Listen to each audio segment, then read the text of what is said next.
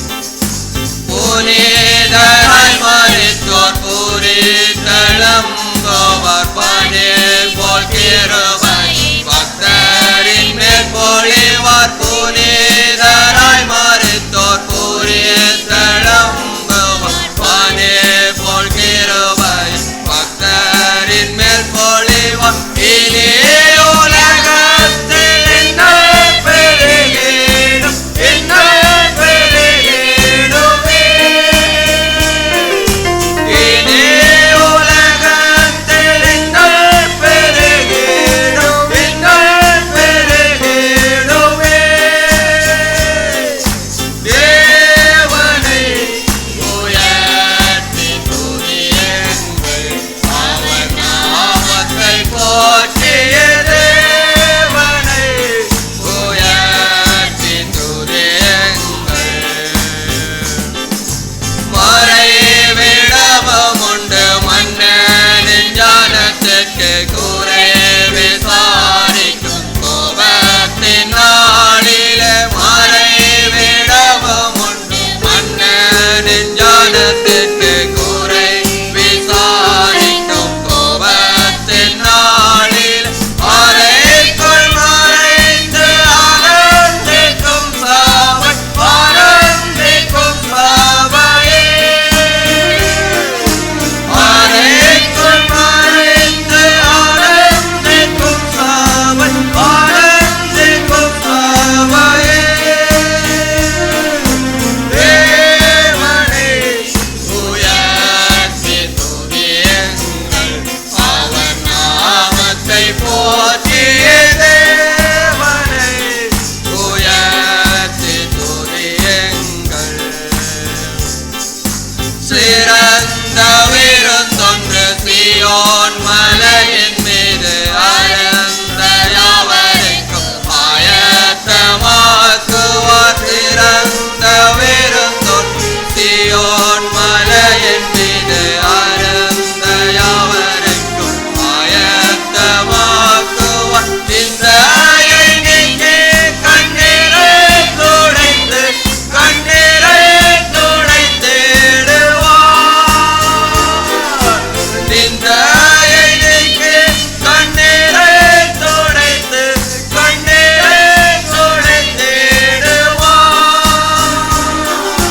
தேவனை உயர்த்தி துதியுங்கள் அவர் நாமத்தை போற்றிய தேவனை உயர்த்தி துதியுங்கள் தேவனின் செயல் அதிசயம் என்று சொல்லி தேவனின் செயல் அதிசயம் என்று சொல்லி தேவனை உயர்த்தி துதியுங்கள் அவர் நாமத்தை போற்றிய தேவனை உயர்த்தி துதியுங்கள். பேரின்ப கீதங்கள் பாடல் புஸ்தகத்திலே பாடலன் 67 நம்முடைய வெளிச்சமும் நம்முடைய ஜீவனுமாயிருந்து நம்முடைய நடத்தி வருகிறான் அந்த சர்வ வல்லமை உள்ள தெய்வத்தை இந்த காலை வேளையிலே இந்த பாடலை பாடி நாம் ஆராதிப்போம்.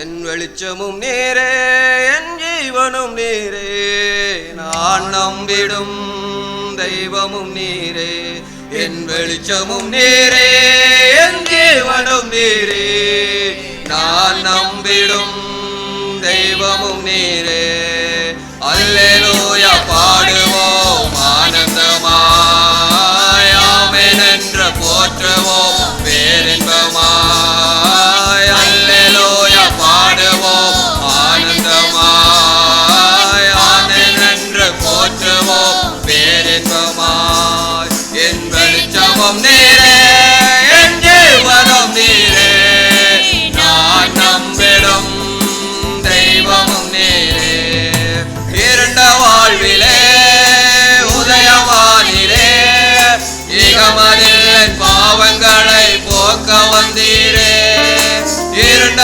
வாழ்விலே உதயமானிரே நேரமதில் என் பாவங்களை போக்க வந்தீரே இதயம் பொங்கி வழியவே அள்ளி அழைத்த தேவமே என்னை மறந்து உம்மை நினைத்து நன்றியோடு துதித்து பாடுவேன் இதயம் பொங்கி வழியவே அள்ளி அழைத்த தேவமே என்னை மறந்து உம்மை நினைத்து நன்றியோடு துதித்து பாடுவேன்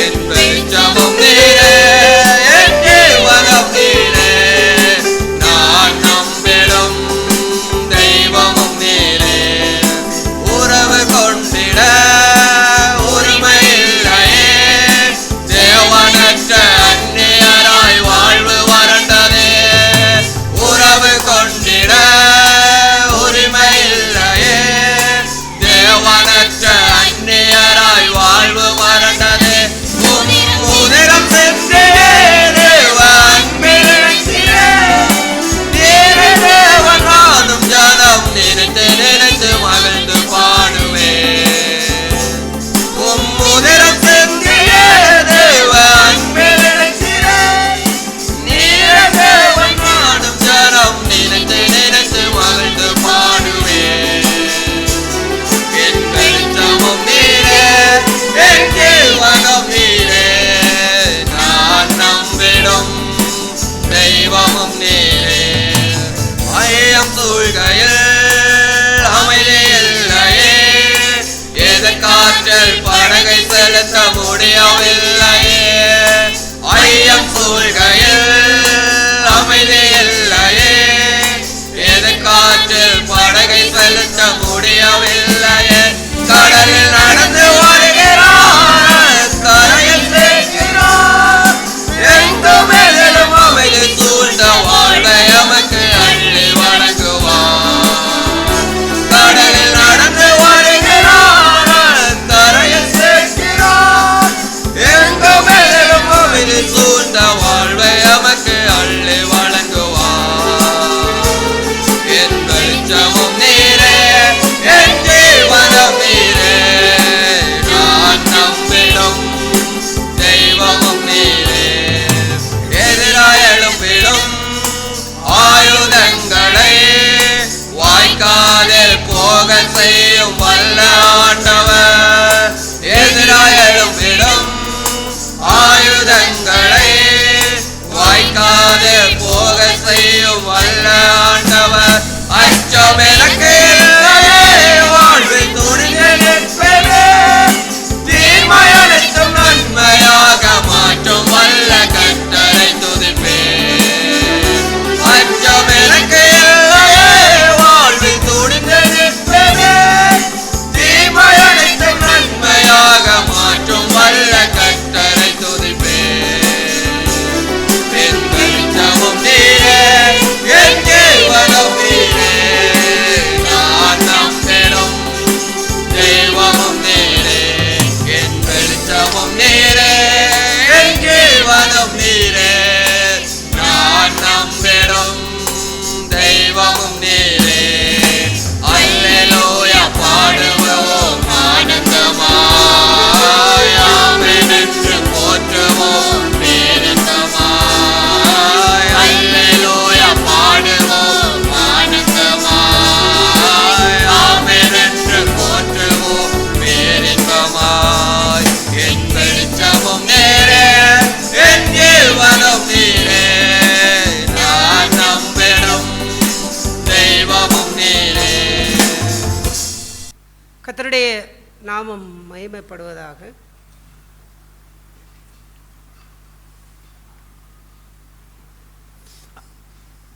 அப்போஸ்தலனாகிய யாக்கோபு எழுதின நிருபம் அப்போஸ்தலனாகிய யாக்கோபு எழுதின நிருபம் 4ஆம் அதிகாரம்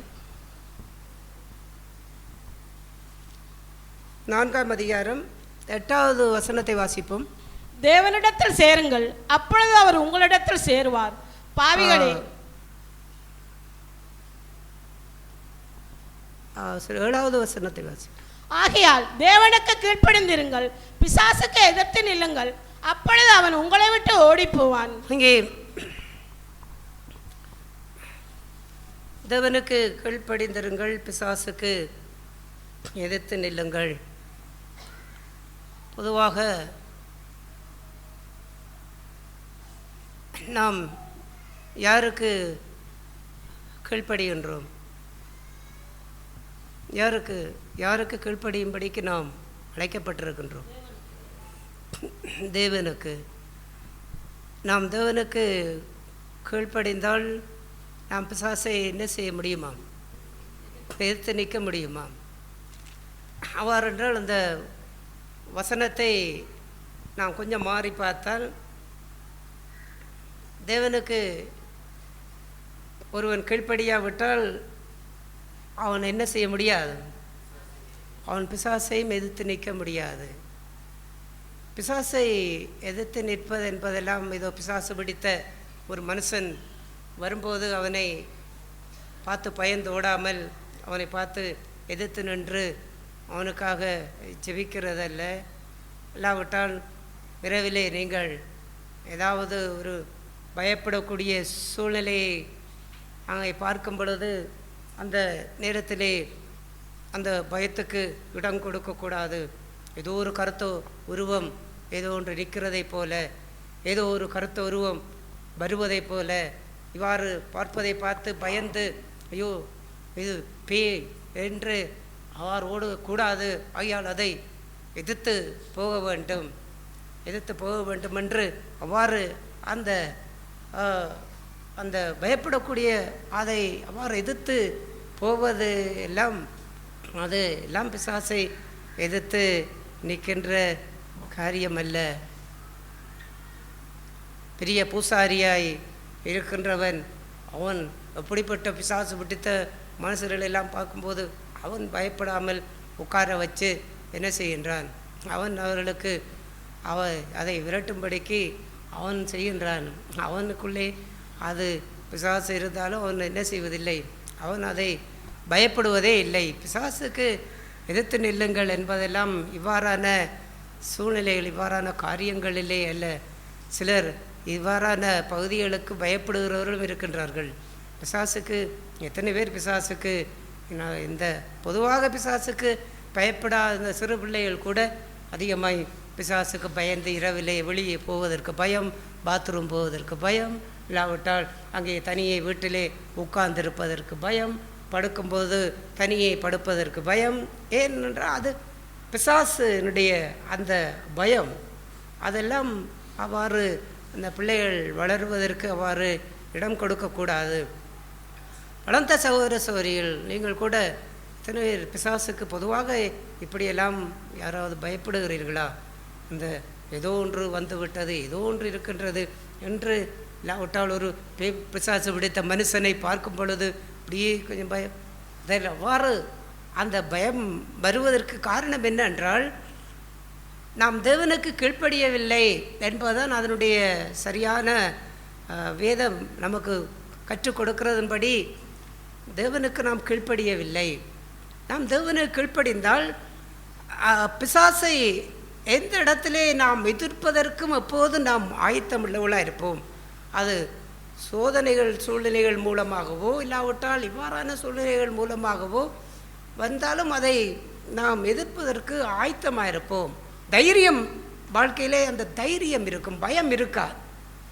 அந்த பயம் கூட நமக்கு இருக்கிறது என்றால் அந்த விஷயத்திலே கூட நாம் தேவனுக்கு இன்னும் நாம் கீழ்ப்படியாமல் வாழ்ந்து கொண்டிருக்கின்ற காரியத்தை தான் அந்த காரியங்கள் கூட வெளிப்படுத்துகின்றது. ஒரு 2 நாளுக்கு முன்பாக நான் வீட்டிலே உட்கார்ந்து இரவு சாப்பிட்டு கொண்டிருந்தேன். பொதுவாக நான் தனிமையிலே தான் அதிகபட்சமாகவே நான் வீட்டிலே இருக்கின்றது ஒன்று. அவ்வாறு நான் இரவிலே எங்களுடைய அந்த வீட்டு கதவு அந்த வாசல் அருகில் உட்கார்ந்து நான் சாப்பிட்டு கொண்டிருந்தேன். அவ்வாறு இருக்கும் பொழுது என்னுடைய முதுகிலே 2 தடவை என்னுடைய முதுகிலே தட்டினார். அவ்வாறு நான் தட்டும் பொழுது நான் திரும்பி பார்த்தேன், ஒன்றுமில்லை. அப்போது எனக்கு ஒன்று தெரிந்து விட்டது. ஏதோ பிசாசு என்ன செய்கின்றான், ஏதோ செயல்படுகின்றான் போல் இருக்கிறது. பரவாயில்லை, அவன் நேரடியாக வந்து நிற்கின்றால் அவனிடத்திலே நாம் பேசுவோம் பார்ப்போம் என்றுட்டு நான் அப்படியே உட்கார்ந்தேன். நான் பிற்பாடு ஒன்றுமில்லை, நான் என்னுடைய பாட்டுக்கு நான் சாப்பிட்டு விட்டு எழுந்து நான் சென்று விட்டேன். ஏனென்றால் அந்த வாழ்க்கையிலே கூட அவன் ஒரு அச்சத்தை கூட அங்கே கொடுப்பதற்காக கூட அதை அவ்வாறு செய்திருக்க முடியும். அதெல்லாம் ஒரு பொருட்டல்ல. பிசாசு எந்த நடுயாமத்திலேயும் நேரே வந்து அவன் இருந்தாலும் இல்லாவிட்டால் நான் படுத்திருக்கிற இடத்திலே வந்து நேரடியாக இருந்தாலும் அதை கண்டு நான் பயப்பட போகிறதில்லை. ஏனென்றால் அவனுக்கு ஏன் பயப்பட வேண்டும் என்றால் அவனை எதிர்த்து நிற்பதுதான் நம்முடைய காரியம். பயப்பட வேண்டியது காரியம் அல்ல.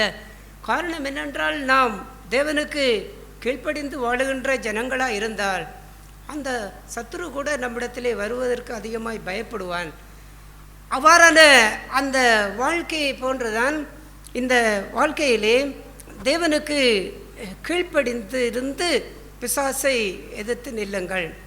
ஆனால் இந்த காரியத்திலே இதை கொஞ்சம் தலைகளாய் இந்த வசனத்தை தலைகளாய் மாற்றி அமைத்து பார்த்தால், யாராவது பிசாசுக்கு கீழ்ப்படிய வேண்டும் என்கின்ற அந்த வாழ்வோடு நீங்கள் இருக்கின்றீர்களா? பிசாசுக்கு கீழ்ப்படிந்து வாழ வேண்டும் என்று யாராவது அவ்வாறு பிசாசுக்கு கீழ்ப்படிந்து வாழ வேண்டும் என்று யாராவது விரும்புகிறீர்களா? ஒருவருமே விரும்ப மாட்டீர்கள். தேவனுக்கு கீழ்ப்படிந்து வாழ வேண்டும் என்று தான் விரும்புவீர்கள். ஆனால் நடைமுறை வாழ்க்கையிலே அது எவ்வளவுத்திற்கு அது நம்முடைய வாழ்க்கையே அதை புரட்டி போட்ட மாதிரி நாம் அது தலைகளாக இருக்கின்றது.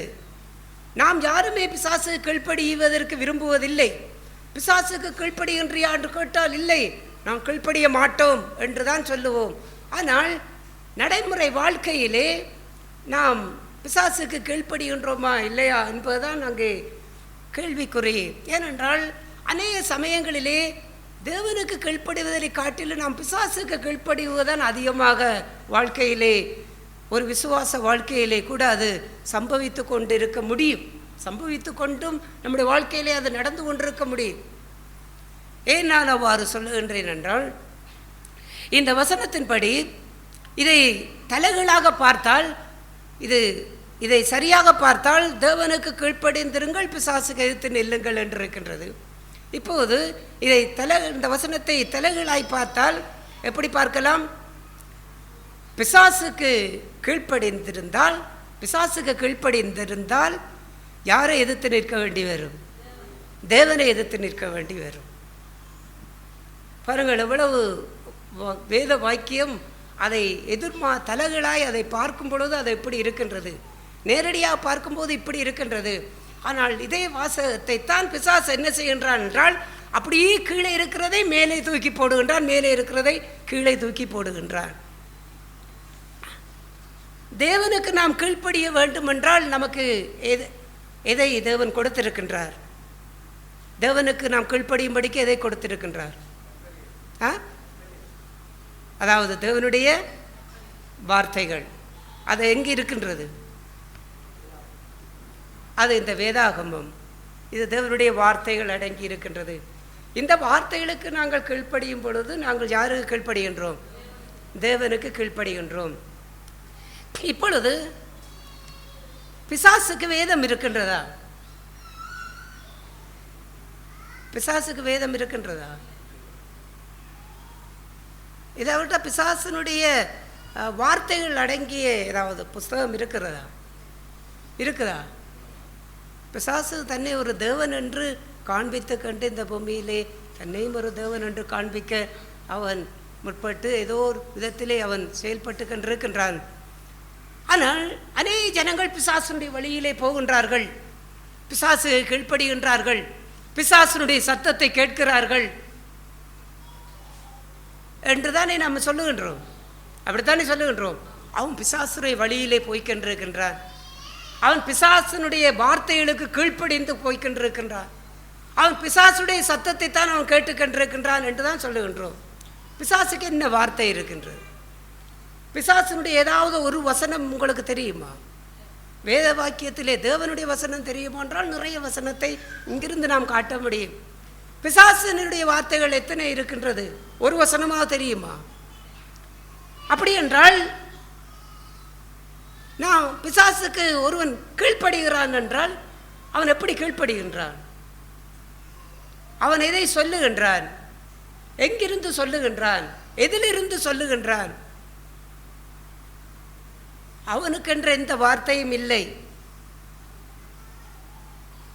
அவன் தனக்கு கீழ்ப்படியும் படிக்கு அவன் எதை சொல்லுகின்றான் தெரியுமா?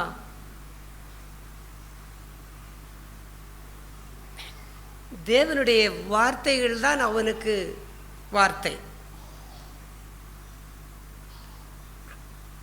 மற்றபடி அவனுக்கு வேற ஒரு வார்த்தைகளும் இல்லை. அந்த அப்போஸ்தலனாகிய பவுல் 2 கொரிந்தியரிலே சொல்லும்போது சொல்லுகின்றார், சர்ப்பமான தன்னுடைய தந்திரத்தினாலே ஏவாளை வஞ்சித்தது. தந்திரம், தந்திரமாய் நடக்கிறவர்கள் என்று சொல்லுவோமே, தந்திரம் என்றால் என்ன? நம்மோடு நல்லா பழகுவார்கள், நல்லா ஒன்றாக இருப்பார்கள், எல்லா நல்ல உயிருக்கு உயிரை போன்றெல்லாம் இருப்பார்கள். அப்படியெல்லாம் இருந்து கொண்டு தந்திரமாய் நடப்பார்கள். என்ன? நம்மிடத்திலிருந்து எதையாவது உருவி கொள்ள வேண்டும். இல்லாவிட்டால் ஏதாவது ஒரு ஆபத்தான ஒரு பிரச்சனையான சூழ்நிலை வரும்போது டக்குன்னு நம்மளை மாட்டி விட்டு விட வேண்டும். அது தந்திரம். ஆனால் நாம் அவர்களை நம்புவோம். அவர்களை நல்லவர், ஒரு நண்பன், ஒரு சிநேகிதன், ஒரு நல்ல ஒரு ஃப்ரெண்ட்ஷிப்பு, ஏதோ ஒரு விதத்திலே அவர்களை நம்புவோம். ஆனால் சந்தர்ப்பம் சூழ்நிலை வரும்பொழுது தந்திரமாக செயல்பட்டு என்ன செய்து விடுவார்கள்? நழுவி விடுவார்கள். நம்மை மாட்டி விட்டு நழுவி விடுவார்கள். அதே போன்றுதான் இந்த சாத்தானை குறித்து அப்போஸ்தலனாகிய பவுல் சொல்லும் பொழுது அவன் தந்திரசாலியா. அப்படி தந்திரசாலி என்றால் என்ன? அவன் உங்களுக்குள்ளே உங்களோடே இருந்து கொண்டு அவன் சொல்லுகின்ற காரியங்கள் எல்லாம் எப்படி இருக்கும்? சரியானதை போன்று, பிழையில்லாததை போன்று, நல்லதை போன்று எல்லாவற்றையும் அப்படியே சொல்லுவான். சொல்லி கடைசியில் என்ன செய்வான்? அப்படியே கொண்டு போய் பாழ்கிணற்றிலே தள்ளி விடுவான். அந்த யூதாசை பிசாசு என்ன செய்தான்? இயேசுவை காட்டி கொடுக்கும்படிக்கு தூண்டினான். தூண்டி தூண்டி தூண்டி தூண்டி தூண்டி அப்படியே கொண்டு போய் அவரை பாவம் செய்ய வைத்துவிட்டு பிற்பாடு அவன் மன்னிப்பு கேட்கக்கூடாத மன்னிப்பு கேட்பதற்குரிய வழியை மறைத்து, நீ இனி வாழக்கூடாது, உனக்கினி வாழ்வில்லை, உனக்கினி மன்னிப்பில்லை, இப்படிப்பட்ட கொடூர பாவத்தை செய்துவிட்டு இனி உன்னால் எப்படி வாழ முடியும் என்று அவனுடைய மனசாட்சியிலே அவன் பேசி குற்ற உணர்வை கொடுத்து கொண்டே தூக்கு போட்டு நாண்டு கொண்டு செத்து வைத்து விட்டான். அது அவனுடைய தந்திரம். பாருங்கள், கூடவே இருந்து எத்தனை வருடம் யூதாசோடு இந்த பிசாசு கூடவே இருந்து கொண்டு ஒரு நண்பனை போல செயல்பட்டு கொண்டிருந்து எல்லாம் அவன் காரியம் முடிந்தவுடன் அழித்து விடுவான்.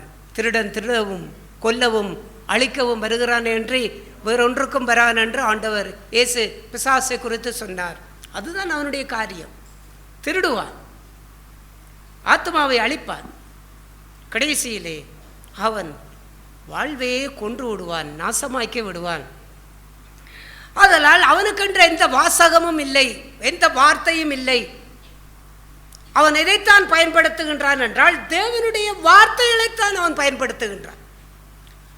தனக்கு ஒருவன் கீழ்ப்படியும் படிக்கு தேவனுடைய வார்த்தைகளை கொண்டுதான் அதை செய்கின்றான். அதை ஆதியாகமத்திலே நாம் அந்த ஆரம்பத்திலே பார்க்கின்றோம். ஆதியாகமத்தின் புஸ்தகம்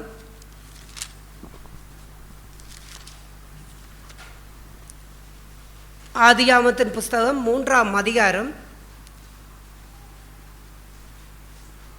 1வது வசனத்தை வாசிப்போம். தேவனாய கர்த்தர் உண்டாக்கின சகல காட்டு ஜீவன்களை பார்க்கலும் சர்ப்பமானது தந்திரமுள்ளதா இருந்தது.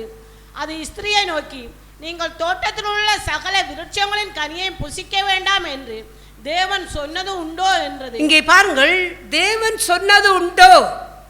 பாருங்கள், பிசாசு ஒரு மனுஷனை தனக்கு கீழ்ப்படிய வைக்கும்படிக்கு, பாவம் செய்ய வைக்கும்படிக்கு அவனுடைய கையாளுகின்ற காரியமே எது, வசனமே எதுவென்றால் தேவனுடைய வசனம்தான். அவனுக்கென்ற ஒன்றும் இல்லை. அந்த தேவனுடைய வசனத்தை தான் கொண்டு வந்து அவன் சொல்லுகின்றான். ஏவாளிடத்திலே தேவன் சொன்னதுண்டு. பாருங்கள், தானாக ஒன்றை சொன்னால் ஏற்றுக்கொள்ள மாட்டார்கள். ஆகையால் இவனுக்கு தேவனுடைய அந்த வசனத்தை கொண்டே இவனை என்ன செய்ய வேண்டும்? இவனை பாவம் செய்ய வைக்க வேண்டும். வேத வாக்கியங்கள் பாவம் செய்வதற்குரியதா? இல்லாவிட்டால் நித்திய ஜீவனை பெறுவதற்குரியதா? ஜீவனை பெறுவதற்கு. ஆனால் அந்த ஜீவனுக்குரிய கற்பனையே எனக்கு பாவத்தினுடைய மரணத்துக்கு ஏதுவாய் மாறினதென்று அப்போஸ்தலனாகிய பவுல் சொல்லுவதைப் போல இந்த தேவன் சொன்ன அந்த வார்த்தை, இதை இந்த தோட்டத்தின் நடுவில் உள்ள கனியை புசிக்கக்கூடாது, இது புசிக்க நாளில் சாகவே சாவா என்று தேவன் சொன்னார். ஆனால் அவன் அந்த வார்த்தையை கூட அவன் கொஞ்சம் மாற்றி எல்லாத்தையும் சாப்பிடக்கூடாது தேவன் சொன்னதுண்டோ?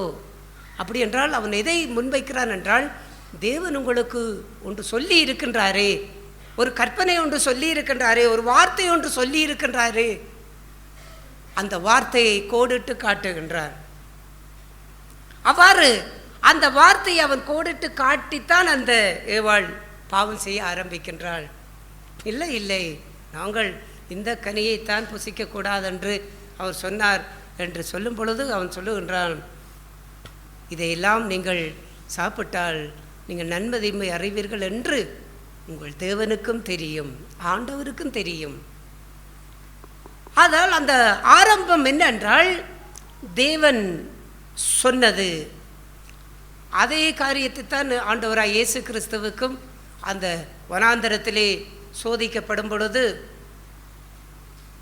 நீர் தாழ குதியும், உம்முடைய தூதர்கள் உம்மை கொண்டு தாங்குவார்கள் என்று வேதத்திலே எழுதியிருக்கின்றது. பாருங்கள், வேத வாக்கியத்தையே கொண்டு வந்து சோதிக்கின்றார். வேத வசனத்தை வைத்துத்தான் நம்மை பாவம் செய்ய வைக்கின்றார். நாம் அவனுக்கென்று வேறு வாக்கியங்கள் இருக்கின்றது, அவனுக்கென்று அநேக சத்தியங்கள் இருக்கின்றது என்று ஒன்றும் இல்லை. இதே தேவ வாக்கிய வேத வசனத்தின் மூலமே பாவம் செய்ய வைக்கின்றான். ஆகையால் ஒருவன் தேவனுக்கு கீழ்ப்படிவதை காட்டிலும், நான் ஆரம்பத்தில் சொன்னதைப் போல, தேவனுக்கு கீழ்ப்படிவதை காட்டிலும் பிசாசுக்கு கீழ்ப்படுகின்ற காரியங்கள் ஏன் அதிகமாக இருக்கின்றது? நாம் எல்லாரும் தேவனுடைய பிள்ளைகளாய் மனம் திரும்பி ரட்சிக்கப்பட்டு தேவனுடைய பிள்ளைகளாய் வந்திருக்கின்றோம். இவ்வாறு நாம் தேவனுடைய பிள்ளைகளாய் வந்திருந்தாலும், ஆனால் நம்முடைய வாழ்க்கையிலே யாருக்கு நாம் அதிகமாய் கீழ்ப்படுகின்றோம் என்று பார்த்தால், சபையிலே வந்திருக்கும் போது யாருக்கு கீழ்ப்படுகின்றோம்? தேவனை கீழ்ப்படுகின்றோம். இதே சபையிலே வந்திருக்கும் பொழுது சாத்தான் என்ன சொல்லுவான்? நீ அந்த சகோதரியோடு ஒப்புரவில்லை, நீ இந்த சகோதரனோடு உனக்கு ஒப்புரவில்லை, ஆகையால் நீ ஒப்புரவாகாமல் நீ காணிக்கை செலுத்தக்கூடாது, நீ ஒப்புரவாகாமல் ஜெபிக்கக்கூடாது. இல்லாவிட்டால் வெளியிலேயோ ஒரு பாவத்திலே வீழ்ச்சியடைந்து விட்டு, ஒரு பாவத்திலே தோற்கடிக்கப்பட்டு விட்டு, இப்பொழுது அவர் என்ன சொல்லுவார்? நீ தேவனோடு ஒப்புரவாகாமல் நீ சபைக்கு போக முடியாது, நீ இப்படிப்பட்ட நிலையில் இருந்து கொண்டு எப்படி சபைக்கு போவாய், நீ இப்படிப்பட்ட நிலையிலிருந்து எப்படி நீ ஜெபிப்பாய்? எந்த மனுஷனும் தன்னைத்தானே சோதித்தறிந்து இந்த அப்பத்தில் புசித்து இந்த பாத்திரத்திலே பானம் கடவன் என்று சொல்லப்பட்டிருக்கு. அபாத்திரமாய் போஜனபானம் பண்ணுகிறவன் கர்த்தருடைய சரீரத்தை இரத்தத்தை குறித்து குற்றமுள்ளவனாயிருப்பார். கர்த்தருடைய மேய்ச்சலை வரும் பொழுது நீ அபாத்திரவானாய் இருக்கிறாயே, நீ தகுதி இல்லாமல் இருக்கிறாயே, நீ இந்த கர்த்தருடைய மேய்ச்சைக்கு நீ போகக்கூடாது, போனால் கர்த்தர் உன்னை தண்டிப்பார். எதை கொண்டு பேசுகின்றான்? வேத வாக்கியங்களை கொண்டே பேசுகின்றான். இப்படி அநேக காரியங்கள், அநேக பகுதிகள். உன் சகோதரன் குற்றம் செய்தால் நீ போய் அவன் தனித்திருக்கும் போது அவனிடத்திலே மனஸ்தாபப்பட்டு மன்னிப்பு கேளு என்று வேத வாக்கியம் சொல்லுகின்ற. யாரோ ஒருவர் நமக்கு எதிராக ஒன்றை செய்து விட்டார். அவர் இப்பொழுது என்ன செய்கின்றார்? அவர்தானே மன்னிப்பு கேட்க வர வேண்டும். அவன்தானே பிழை செய்தவன். அவன்தான் வந்து உன்னிடத்திலே மன்னிப்பு கேட்க வேண்டும் என்று சொல்லப்பட்டிருக்கிறது. அவன் மன்னிப்பு கேட்டால் நீ அவனோடு ஒப்புரவாகலாம். மன்னிப்பு கேட்காவிட்டால் நீ அவனோடு ஒப்புரவாக வேண்டிய தேவை இல்லை. ஏனென்றால் வேத வாக்கியம் இவ்வாறு சொல்லப்பட்டிருக்கிறது. நீங்கள் ஏன் இவர்களோடு சமாதானமாக இருப்பதில்லை? ரோமர் 12ஆம் அதிகாரம் சொல்ல இருக்கிறது, கூடுமானால் உங்களால் ஆன மட்டும் எல்லா மனிதரோடு சமாதானமாக இருங்கள் என்று சொல்லப்பட்டது. கூடுமானால் கூடுமானால் ஆகியால் உன்னால் சமாதானமாய் இவர்களோடு இருக்க முடியாதா? விட்டுவிடு, அதிகமாய் போராடாதே. ஏனென்றால் ரோமர் 12ஆம் அதிகாரத்திலே இவ்வாறு சொல்லப்பட்டிருக்கிறது, கூடுமானால் உன்னால் முடிந்தால் சமாதானமாயிரும், முடியாவிட்டால் ஒதுங்கிவிடு, சோலி வேணாம் என்று ஒதுங்கிவிடு என்று இவ்வாறெல்லாம் எத்தனை வேத வாக்கியங்களை கொண்டு இவ்வாறெல்லாம் அங்கே அவன் பேசுகின்றான். ஆனால் இப்படிப்பட்ட வேத வாக்கியங்களை கொண்டெல்லாம் பேசும் பொழுது யாருக்கு கீழ்ப்படுகின்றோம்? அந்த சந்தர்ப்பங்களில் எல்லாம் பிசாசுக்கு தான் கீழ்ப்படுகின்றோம். ஏன் பிசாசு கீழ்ப்படுகின்றோம் என்றால் அதைத்தான் நாம் செய்கின்றோம். எனக்கு சரியான ஒப்புரவு இல்லை, ஆகையால் நான் ஜெபிக்கக்கூடாது. நான் இன்னும் என்னை சரியாக என்னை ஒப்புக்கொடுத்து சுத்திகரித்து நான் தகுதிப்படவில்லை, ஆகையால் இந்த கர்த்தருடைய மேச்சையிலே நான் பங்கு கொள்ளக்கூடாது. இல்லாவிட்டால் அங்கே இவர்களோடு நல்ல ஒருமைப்பாடு இல்லை, சபையிலே உண்மையான ஐக்கியம் இல்லை, ஆகையால் நான் சபைக்கு போவதை விட நான் வீட்டிலே உட்கார்ந்திருப்பதே நல்லது. இவ்வாறு அநேக விஷயங்கள், அநேக காரியங்கள். புருஷருக்கு கீழ்ப்படியுங்கள், புருஷர்களே மனைவியில் அன்பு கூறுங்கள். பிசாசு இப்போது சொல்லுகிறார், உன்னுடைய கணவன் உன்னிலே அன்பு கூற வேண்டும் என்று வேதம் சொல்லி இருக்கிறது. ஆனால் அவன் சரியாக உன்னிலே அன்பு கூறவில்லை. ஆகையால் இப்போது நீ உன்னுடைய புருஷனுக்கு அவர் ஒன்றை நிறைவேற்றவில்லை என்றால் நீங்கள் படியாவிட்டாலும் அது பாவம் இல்லை. அவ்வாறு சொல்லுகின்ற காரியங்களை போன்று இல்லாவிட்டால் தேவன் எல்லா பாவங்களையும் மன்னிக்கின்றார். நீ எப்படிப்பட்ட பாவியா இருந்தாலும் தேவன் உன்னை மன்னித்து கண்டே இருப்பார். ஆகையால் நீ பாவம் செய்தாலும் தேவன் உன்னை மன்னிப்பார். பாவம் செய்ய நீ என்ன செய்யாதே, நீ பயப்படாதே. நீ பாவம் செய்தால் என்ன செய்யாதே, சபைக்கு போகாமல் விடாதே. நீ பாவம் செய்தாலும் நீ போ, கர்த்தர் உன்னை மன்னிப்பார், மன்னித்து கொண்டே இருப்பார். யாரு கீழ்ப்படுகின்றோம்? பிசாசு கீழ்ப்படுகின்றோம். காலையிலே என்னுடைய பிள்ளை, என்னுடைய மகன் என்னிடத்திலே பேசினார். இந்த கத்தோலிக்க இந்த பூசை நடந்து கொண்டிருக்கும் பொழுது அதில் ஒரு அவர்களுடைய சபத்திலே ஒரு இது சொன்னார்கள். அங்கே எங்கள் எல்லா பாவங்களையும் எங்களுக்கு மன்னித்தருளும் என்று அவ்வாறு சொல்லும் பொழுது அவர் கேட்டார், அப்பா இப்படியெல்லாம் எல்லா பாவங்களையும் மன்னியும், எல்லா பாவங்களையும் மன்னியும் என்று சொல்லிக்கொண்டு பாவத்தை செய்து கொண்டிருந்தால் ஆண்டவர் மன்னிப்பாரா என்று அவன் கேட்டார். எங்கள் சிறு பிள்ளைகளுக்கு விளங்குகிறது, இந்த பெரியவங்களுக்கு ஏன் விளங்குவதில்லை? இந்த சிறுவன் இந்த பெல்வியஸ் கேட்டார், நாம் ஆண்டவர் உங்களோடு இருப்பாராக அந்த காரியத்தை கேட்டு சொல்லலாம். அண்ணா, பாவம் செய்தால் ஆண்டவர் நம்மோடு இருப்பாரா? இருக்க மாட்டேரல்ல. அப்படி என்றால் ஆண்டவர் உங்களோடு இருப்பாராக என்று இவர்கள் பாவங்களெல்லாம் செய்துவிட்டு ஆண்டவர் உங்களோடு இருப்பார் என்று சொன்னால் ஆண்டவர் இவர்களோடு இருப்பாரா? ஏன் இப்படியெல்லாம் சொல்லுகிறார்கள்? ஒரு சிறு பிள்ளைகள் அவ்வளவு நிதானிக்கின்றார்கள். இதே போல எப்படிப்பட்ட பாவங்கள் எல்லாம் நீ செய்தாலும் தேவன் உன்னை மன்னிப்பார், உன்னை தள்ளிவிட மாட்டார். அவர் உன் பாவங்களை சமுத்திரத்தின் ஆழத்திலே தள்ளிவிடுகின்றார். வேத வாக்கியங்களையே காண்பித்து கொண்டு நீ பாவம் செய்தாலும் அவர் உன்னை தள்ள மாட்டார். இல்லாவிட்டால் அவர் எல்லோரும் மனம் திரும்பி ரட்சிக்கப்படும்படிக்கு அவர் நம்மேல் நீடிய பொறுமை உள்ளவராயிருக்கின்றார் என்ற வேத வாக்கியத்தை காட்டி அவர் நீடிய பொறுமை உள்ளவராயிருக்கிறார். நீ மனம் திரும்பும் வரைக்கும் நீடிய பொறுமை உள்ளவராயிருக்கிறார். ஆகையால் நீ இன்னொரு 5 வருடம் கழித்து மனம் திரும்பினாலும் பரவாயில்லை, நீ இன்னும் 1 வருடம் கழித்து மனம் திரும்பினாலும் பரவாயில்லை, நீ இன்னும் ஒரு 2 வருடம் கழித்து நீ ஞானஸ்நானம் எடுத்தாலும் பரவாயில்லை. அவர் உண்மையில் நீடிய பொறுமையாக இருக்கின்றார். அவர் உன்னை தண்டிக்க மாட்டார், அவர் உன்னை கைவிட மாட்டார். அவர் உன்னை எப்போதும் என்ன செய்வார், உன்னை தம்மோடு வைத்து கொள்ளுவார் என்று இவ்வாறெல்லாம் அங்கே வைத்து இதெல்லாம் சொல்லி சொல்லி சொல்லி என்ன செய்கின்றான், அப்படியே அவனுடைய வார்த்தைகளுக்கே கீழ்ப்படிந்து போக வைக்கின்றானே ஒழிய தேவனுடைய வார்த்தைகள் என்ன சொல்லுகின்றது? அந்த சாத்தானுக்கு கீழ்ப்படிவதை விட தேவனுடைய வார்த்தை என்ன சொல்லுகின்றது?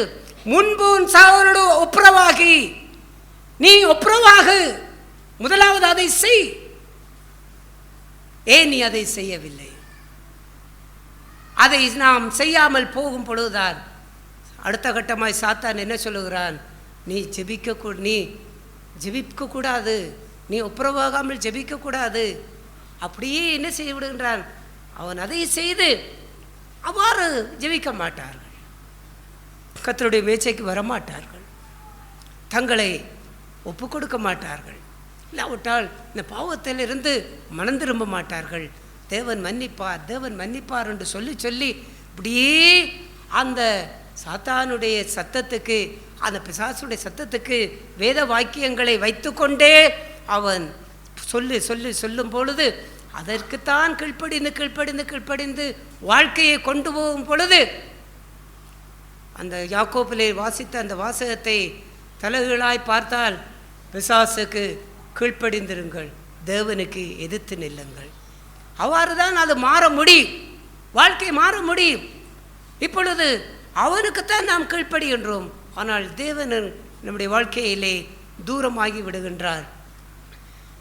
எதை வைத்து அவன் செய்கின்றான்? வேத வாக்கியத்தை வைத்தே செய்கின்றான். வேத வாக்கியத்தை கோடிட்டே அவன் செய்கின்றான். இப்படி இருக்கின்றது. அவர்கள் இப்படி செய்யலாமா? எனக்கு இடரலை உண்டாக்கி விட்டார்கள், உனக்கு இடரலை உண்டாக்கி விட்டார்கள், இடரலை உண்டாக்குறவனுக்கு ஐயோ என்று ஆண்டவர் இயேசுவே சொல்லி இருக்கின்றாரே, உனக்கு இடரலை உண்டாக்கி விட்டான், அவனுக்கு ஐயோ, அவன் நல்லா இருக்க மாட்டான், அவன் கெட்டுப்போவான் என்று யாராவது ஒருவர் இடரலை உண்டாக்கி விட்டால் அதைத்தான் கோடிட்டு வசனத்தை காட்டி உனக்கு அவன் இடரல் உண்டாக்கி விட்டான், அவனுக்கு ஐயோ என்று அவன் மேல் ஒரு தண்டனையை தூக்கி போடுவதைப் போல போட்டு அவன்தான் உன்னை இடரப்படுத்தினான், அவனாலே தான் உன்னாலே வாழ முடியாமல் இருக்கிறது, ஆண்டவரே சொல்லிவிட்டார் தானே, இவன் தான் உன்னை இடரப்படுத்தினான், ஆகையால் கர்த்தர் உன்னை என்ன செய்ய மாட்டார், நீ இருக்கின்ற இந்த நிலைமையிலே உன்னை கைவிட மாட்டார். இப்படி சொல்லும் பொழுது அந்த இடரப்படுத்தினவனே நேற்று நேற்று நேற்று கொண்டு இருக்கிறோமே ஒழிய இடரல்கள் வருவது அவசியம். அந்த வார்த்தைக்கு ஏன் நாம் கீழ்ப்படிவதில்லை? அந்த வார்த்தைக்கு நாம் இடர்கள் வருவது அவசியம், பரவாயில்லை, இந்த இடர்கள் மத்தியிலே நான் இடறிவிடக்கூடாது, என்னுடைய அன்பு குறைந்து விடக்கூடாது, என்னுடைய சமாதானம் குறைந்து விடக்கூடாது. ஆகையால் அங்கே அவர்கள் மன்னிப்பு கேட்க வரவில்லையா, நான் என்ன செய்துவிட வேண்டும், நான் மன்னித்து விடு. ஆண்டவர் சொன்னார், மன்னித்து விடு, 70 தடவை சொல்லக்கூடிய அளவுக்கு என்ன செய்து விடு, மன்னித்து விடு. ஆகையால் அந்த தேவன் சொல்லுகின்ற காரியத்தில் ஒப்புரவாகிவிட்டு வா என்றால் நாம் ஏன் அதை செய்யக்கூடாது? நாம் அதை செய்யாமல் நாம் இந்த இடத்துக்கு வரும் பொழுது சாத்தான் என்ன சொல்லுகின்றார், நீ ஜெபிக்க தகுதி இல்லை, ஜெபிக்கக்கூடாது, நீ எழுந்து இங்கே வந்திரண்டு விசுவாச அறிக்கை செய்யக்கூடாது, ஏன் உன்னுடைய காரியம் இன்னும் இப்படி இருக்கின்றது, நீ இப்படிப்பட்ட நிலையை தேவனை ஏமாற்றக்கூடாது, சபையை ஏமாற்றக்கூடாது, மாய்மாலம் பண்ணக்கூடாது. இப்படியெல்லாம் நிறைய காரியங்களை இப்படியெல்லாம் இங்கே தேவ சந்நிதியிலே இருந்தே ஓதுகின்றானே, வேத வாக்கியத்தை கொண்டே ஓதுகின்றானே. கர்த்தர் அவர் பேசுகின்ற வார்த்தையை கூட அவ்வாறு நீங்கள் கேட்டுக்கொண்டிருக்கும் போது கூட அவர் அதை கூட என்ன செய்கின்றார், அதையே வைத்துக்கொண்டு நீ இந்த நிலைமையிலானே இருக்கின்றாய், இது உனக்குத்தான் பேசுகின்றாய், இது உனக்குத்தான் பேசுகின்ற காரியம், நீ இந்த நிலைமையில் இருக்கின்றபடியினாலே இது உனக்கு பேசுகின்ற காரியம், எந்த அளவுக்கு உன்னுடைய வாழ்க்கையை கர்த்தர் பார்க்கின்றார் பார், நீ எவ்வளவுத்துக்கு தேவனுக்கு முன்பாய் இப்படி இருக்கின்றாய் பார் என்று ஒரு குற்ற மனப்பான்மையை கொடுத்து, ஒரு வெட்கத்தை கொடுத்து அப்படியே அமைதியாக வைத்திருக்கின்ற வாழ்வு.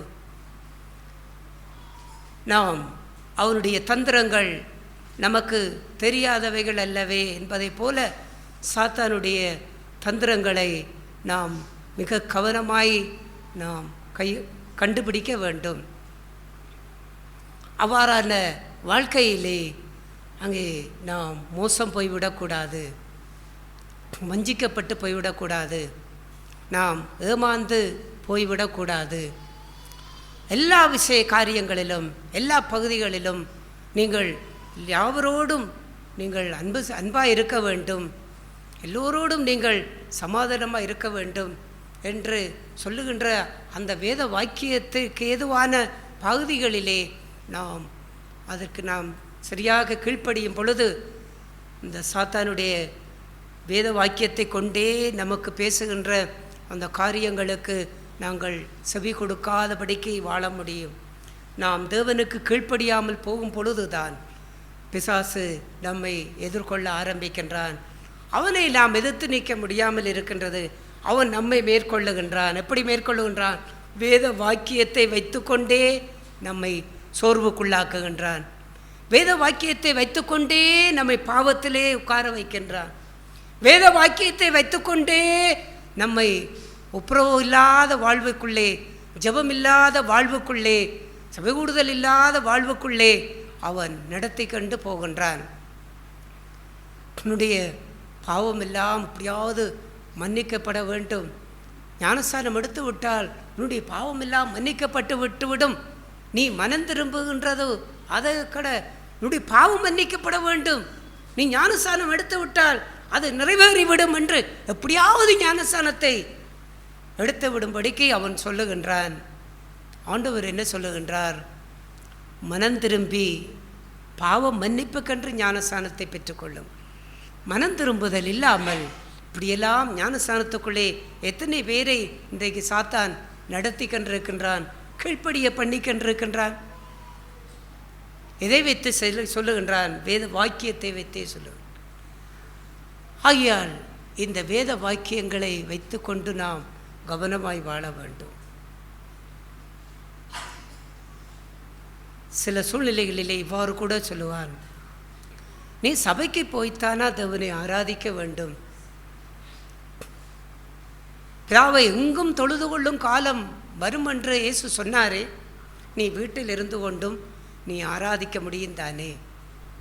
இல்லாவிட்டால் நீ எங்கேயோ ஒரு இடத்திற்கு போய்விட்டாய், அந்த இடத்துல இருந்து கொண்டு நீ தேவனை ஆராதனை செய் என்று இவ்வாறும் பிசாசு என்ன செய்கின்றான், சொல்லுகின்றான்.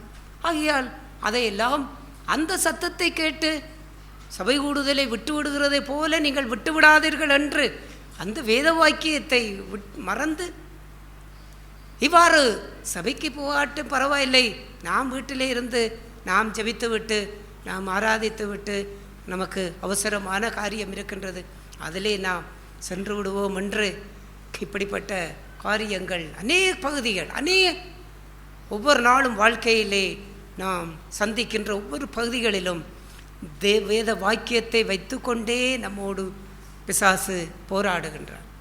நாம் யாருக்கு கீழ்ப்படுகின்றோம்? தேவனுக்கு கீழ்ப்படுகின்றோமா? பிசாசுக்கு கீழ்ப்படுகின்றோமா? இப்படிப்பட்ட வாழ்வில் எல்லாம் நாம் ஒருபோதும் இரண்டாம் கட்டமான காரியத்துக்குள்ளே நாம் கடந்து போகக்கூடாது. முதல் கட்டம் என்ன சொல்லுகின்றார்? முன்பு உன் சகோதரனோட ஒப்புரவாக அதை கீழ்ப்படிந்து அதை நாம் செய்து விட வேண்டும்.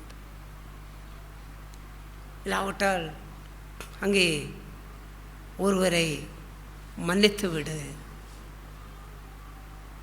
உன்னுடைய பாவத்தை அறிக்கை செய்து மனம் திரும்பி உன்னை ஒப்பு கொடுத்து விடு. கர்த்தர் வருகிறார், கர்த்தர் வருகிறார் என்று சொல்லுகின்ற வாக்குத்தத்தம் அந்நாள் முதற்கொண்டு இந்நாள் வரைக்கும் அவர் வருவார் வருவார் வருவார் என்று சொல்லுகிற வாக்குத்தத்தம் எங்கே? பிதாக்கள் மரித்தார்கள், எல்லாரும் மரித்தார்கள், ஆனால் கர்த்தர் சீக்கிரமாய் வருவார் என்று சொல்லுகிற அந்த வார்த்தையை வைத்துக்கொண்டு ஆண்டவர் இப்போது வைக்க வரமாட்டார். ஆகையால் நீ கொஞ்ச நாளுக்கு பாவத்தை செய்து கொண்டு விட்டு கொஞ்ச நாளுக்கு பிறகு என்ன செய்? நீ மனம் திரும்பு. ஆண்டவர் இப்போதெல்லாம் வரமாட்டார், இன்னும் ஆண்டவர் வர கொஞ்சம் காலம் கிடக்கின்றது. ஆகையால் அவ்வாறான பகுதியிலே அவர் வரக்கூடிய காலம் இருக்கிறபடினால் இன்னும் நீ கொஞ்ச காலம் பாவத்திலே வாழ்ந்துவிடு. இவ்வாறு சொல்லுகின்ற காரியத்தை சாத்தான் சொல்லுவதை கேட்கின்ற வாழ்விலே இன்று இரவு உன் ஆத்துமா உன்னை விட்டு எடுபட்டால் உன்னுடைய வாழ்வு எப்படிப்பட்டது என்று இயேசு கேட்டாரே, அந்த வார்த்தையை ஏன் நாம் கீழ்ப்படிய முடிவதில்லை? ஏன் கீழ்ப்படிய நாம் விரும்புவதில்லை? காரணம் என்னென்றால் நாம் யாருடைய சத்தத்துக்கு கீழ்ப்படிகின்றோம்? அது என்ன சத்தம்? தேவன் சொன்னதுண்டோ? இவ்வாறும் தேவன் சொல்லி இருக்கின்றாரே, இயேசுவுக்கு சொன்னதைப் போல இவ்வாறு தேவன் சொல்லி இருக்கின்றாரே, ஆகையால் நீ பயப்படாதே, தேவன் உன்னை கைவிட்டு விடுவார் என்று பயப்படாதே. அறிந்தவனுக்கு அதிக அடிகள் உண்டு, அறியாதவனுக்கு கொஞ்ச அடிகள் தான் உண்டு. நீ சரியாக மற்றவளைப் போல நீ அறியவில்லை தானே, உனக்கு கொஞ்சம் அடிகள் தான் இருக்கும், பரவாயில்லை, நீ இருக்கிறபடியே நீ இருந்து விடு. இதை கூட சாத்தான் ஓதுகின்றான். அதையெல்லாம் கேட்கும் பொழுது நான் அதிகம் அறியவில்லை தானே, ஆகையால் நான் அதிகம் அறியாமல் இருப்பதே நல்லது, இப்படியே இருந்து விட்டால் நல்லது. கொஞ்சம் அடிகள்லாம் வரும், அதிகமாக அறிந்து விட்டால் நிறைய அடிகள் வரும். பாருங்கள், தேவனுடைய வார்த்தையை எப்படியெல்லாம் பிசாசு அதே வைத்து கொண்டு நம்மை எங்கே நடத்துகின்றான். இப்படியெல்லாம் வாழ்க்கையிலே நாம் பார்க்கும் பொழுது யாருக்கு கீழ்ப்படுகின்றோம்? தேவனுக்கு கீழ்ப்படுகின்றோமா? பிசாசு கீழ்ப்படுகின்றோம். நாம் தேவனுக்கு கீழ்ப்படிந்தால் தேவன் என்ன சொல்லியிருக்கின்றார்? உன் தேவனாய கர்த்தரை பரிச்சை பாராதிருப்பாயாக என்று எழுதப்பட்டிருக்கிறதே என்று இயேசு சாத்தானுக்கு கோடிட்டு காட்டினாரே, அதே போல நீ ஒப்புரவாகாமல் ஜெபிக்க முடியாது, ஜெபிக்கக்கூடாது. அப்படிப்பட்ட காரியம் இருக்கும்போது நாம் என்ன சொல்ல வேண்டும்? முன்பு சகோதரோட ஒப்புரவாக என்று எழுதியிருக்கின்றதே, அப்படி என்றால் முதலாவது நான் அதை செய்ய வேண்டும். இயேசு சீக்கிரம் வருவார் என்று சொல்லப்பட்டிருக்கிறது. ஆகையால் இந்த நாளிலே நான் மனம் திரும்ப வேண்டும். உங்கள் பாவங்கள் எல்லாம் அவர் மன்னிப்பார் என்று சொல்லப்பட்டிருக்கிறதே. எப்போது நான் மனம் திரும்பி மறுபடியும் அந்த பாவத்தை செய்யாதபடிக்கு நான் வாழ வேண்டும். ஒரு மிகப்பெரிய பிரசங்கி பில்லி கிரஹாம் என்கின்ற ஒரு பெரிய பிரசங்கியார், அவர் சொல்லுவார் எப்படி என்றால், பிசாசு ஒரு மனுஷனை பாவம் செய்ய வைக்கும் பொழுது அவன் முதலாவது என்ன சொல்லுவான் என்றாவாம், தேவன் உன்னை மன்னிப்பார், நீ எப்படிப்பட்ட பாவம் செய்தாலும் தேவன் உன்னை மன்னிப்பார், அவர் உன்னை ஏற்றுக்கொள்ளுவார். நீ இப்போது இந்த பாவத்தை செய்துவிட்டு கூட நீ ஆண்டவரிடத்திலே போய், ஆண்டவரே நான் பாவம் செய்து விட்டேன் நீ மன்னியும் என்றால் தேவன் உன்னை மன்னிப்பார், தள்ளிவிட மாட்டார். என்னிடத்தில் வருகிறவனை அவர் புறம்பே தள்ளுவதில்லை என்று சொல்லியிருக்கின்றார். நீ போகும் பொழுதெல்லாம் உன்னை மன்னிப்பார். ஆகையால் நீ இப்படிப்பட்ட பாவங்களை செய்வதற்கு பயப்பட தேவையில்லை, அதை செய்து விடுவோம். அடுத்த கட்டமாய் பாவம் செய்து விட்ட பிற்பாடு திரும்ப என்ன சொல்லுவான் என்றாவாம், இப்படிப்பட்ட பாவத்தை செய்த உன்னை தேவன் மன்னிக்க மாட்டார், உன்னை ஏற்றுக்கொள்ள மாட்டார் என்று அடுத்த கட்டம் சொல்லுவானாம். அந்த தேவன் தேவன் தேவன் என்று தேவனே அவன் வைத்து வைத்து சொல்லி சொல்லி தேவனுடைய ஜனங்களை தனக்கு கீழ்ப்படிய வைக்கின்றான். தேவனுடைய வார்த்தைகளை வைத்துக்கொண்டே அவருடைய ஜனங்களை தனக்கு கீழ்ப்படிய வைக்கின்றான். நாம் தேவனுடைய பிள்ளைகளாக இருந்து கொண்டு சாத்தானுக்கு கீழ்ப்படிவது எவ்வளவு துரோகமான ஒரு அவலட்சணமான காரியம். தேவனுக்கு கீழ்ப்படிய வேண்டிய தேவனுடைய ஜனங்கள் தேவனுக்கு எதிரியாக இருக்கின்ற அந்த சாத்தானுக்கு நாம் கீழ்ப்படிந்து கொண்டு தேவனை நாம் ஆராதிக்க முடியுமா? முடியாது. வாழ்க்கையின் ஒவ்வொரு சூழ்நிலைகளிலும் வேத வாக்கியத்தை கொண்டே சாத்தான் பேச வரும்பொழுது அந்த காரியத்தை நாம் மறுத்து முதலாவது தேவன் என்ன சொல்லியிருக்கின்றார் அதை நாம் நிறைவேற்ற வேண்டும்.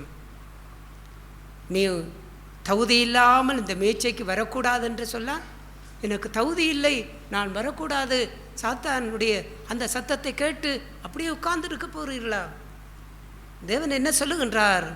எந்த மனுஷனும் தன்னைத்தானே சோதித்தறியுங்கள், உங்களை சோதித்தறியுங்கள், மனம் திரும்புங்கள், ஒப்புரவாகுங்கள், உங்கள் காரியங்களை சரி செய்யுங்கள்.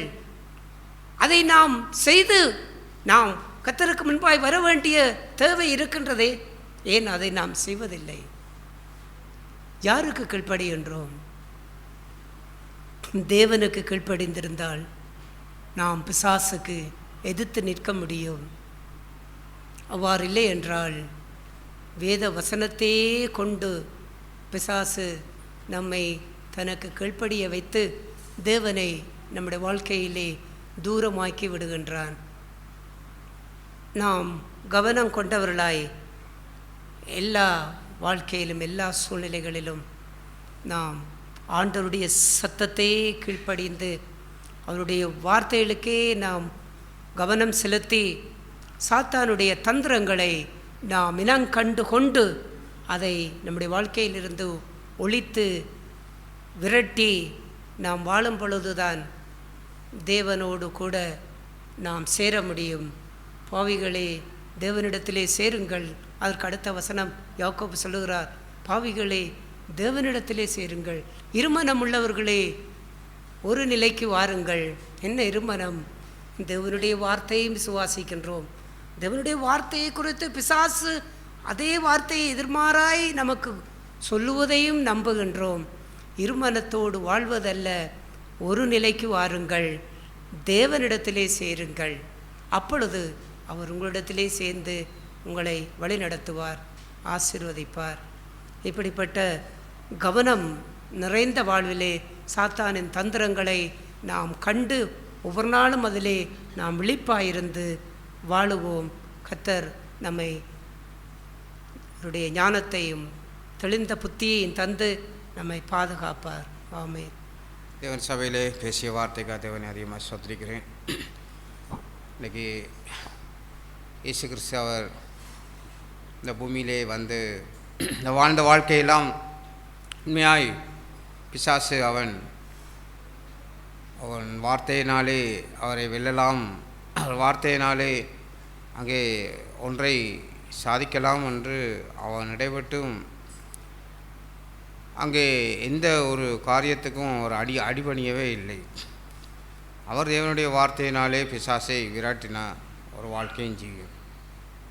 இன்றைக்கி தேவனிடத்திலே உண்மையாய் கீழ்ப்படுகிற ஒரு ஆவி உள்ள ஒரு ஜீவியம் எல்லாம் எங்கே உண்மையாய் ஆழமாக இருக்குன்னு சொன்னால், அது உண்மையாய் ஒவ்வொரு வாழ்க்கையிலையும் நாம் தேவனுக்குள்ளாக அவராலே போதிக்கப்பட்ட ஒரு வாழ்க்கையின் ஜீவியத்தை பற்றி பிடித்து வாழ்கிற வாழ்க்கையிலே தான் இன்றைக்கு பிசாசை என்ன செய்ய முடியும் என்றால் அவனை ஜெயிக்க முடியும், விரட்ட முடியும். வேசியர் சொல்கிற போல் பிசாசுக்கு இடம் கொடாதிருங்கள், எந்த ஒரு காரியத்திலேயும் அவனுக்கு இடம் கொடாதிருங்கள் என்று அங்கே 4ஆம் அதிகாரத்தில் 27ஆம் வசனத்தில் சொல்கிற போல் ஒரு காரியத்திலே கூட அவனுக்கு இடம் கொடுக்குற ஒரு வாழ்க்கை இருக்குமா இருந்தால் நிச்சயமாய் நம்மளோட வாழ்க்கை எல்லாம் அங்கே தேவனுக்கு எதிர்த்து நிற்கிற வாழ்க்கையாகவே போய்விடும். ஏன்னால் தேவனுக்கு கீழ்ப்படிந்தீர்கள், அவனுக்கு எதிர்த்து நில்லுங்கள் என்று நாம் கேட்டது போல் எந்த வாழ்க்கையிலெல்லாம் அவன் தனக்கு கீழ்ப்படியக்கூடிய ஒரு வாழ்க்கையைத்தான் பார்ப்பான். அவன் இந்த சரீரத்தில் இந்த மாமிச பலவீனம் ஒவ்வொரு காரியங்கள் மத்தியிலையும் தனக்கு கீழ்ப்படியக்கூடிய ஒரு மனுஷனிடத்திலே எந்த ஒரு தனக்கு கீழ்ப்படியக்கூடிய சுவாவம் இருக்குங்கிறதை அவன் பார்ப்பான், எந்த ஒரு பலவீனம் இருக்குங்கிறதே பார்ப்பான். அந்த பலவீனத்தை அவன் வைத்து அங்கே என்ன செய்வான்னு சொன்னால் தேவனுக்கு எதிர்த்து நிற்கிற மறுபடியும் அந்த நான் கேட்ட போல் மறுபக்கத்தால் பார்க்கும்போது தேவனுக்கு எதிர்த்து நிற்கிற ஒரு வாழ்க்கையும் ஜீவியம்.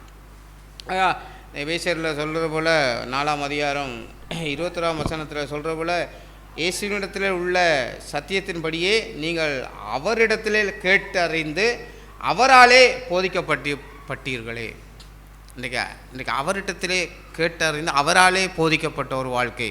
இன்றைக்கு பிசாசிடத்திலே கேட்டறிந்து பிசாசாலே நாம் போதிக்கப்பட்டவர்கள் அல்ல, தேவனாலே போதிக்கப்பட்டவர்கள். தேவனுடைய வார்த்தையை கேட்டு அவருக்குள்ளாக நாங்கள் வேரூண்டி நின்ற ஒரு வாழ்க்கையின் ஜீவியம்.